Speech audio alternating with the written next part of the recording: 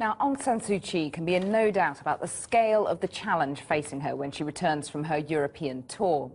Burma's Rohingya people are amongst the most persecuted on earth. Burned out of their villages, hiding in the jungle, and now turned away from where they might find sanctuary. Recent violence has forced 90,000 from their homes. And as our Asia correspondent John Sparks now reports, many are making the perilous journey from Burma by sea across the Naf estuary to Bangladesh, where they're being turned away to an uncertain fate.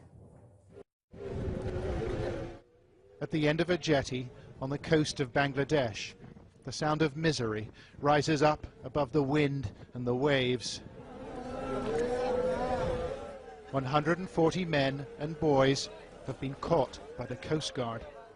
They're Muslims from neighboring Burma, and they're pleading and praying for their lives. "Oh Allah, save us, they cry. But the officers aren't listening. After weeks of violence in northwest Burma, members of the Muslim minority, called the Rohingya, are trying to flee. But no one wants them. An officer takes photos. His colleagues hand out water and a packet of rice. And then they order the group back out to sea.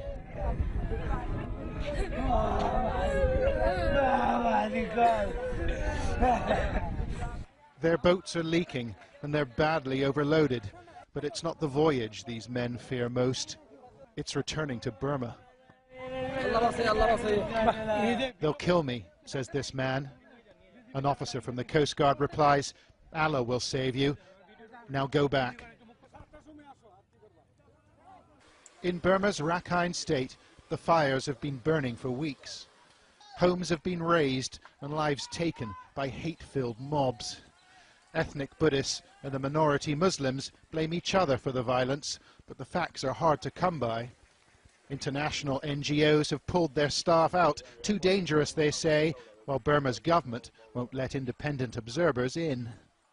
Right now, the situation we're looking at right now on the ground is it's very, very difficult to get an accurate picture of what's actually going on. Information is scarce, but our camera team found people willing to talk. Rohingya refugees who'd made the crossing to Bangladesh, avoiding army patrols and the Coast Guard too. Some are hiding in farmers' shacks, and others have been taken in by sympathetic locals. Our team spoke to one traumatized family not far from the coast. They told us they had suffered greatly in Burma. My sisters, brothers and other relatives were burnt alive. They burnt my own children. We couldn't bear it anymore, so we came to Bangladesh.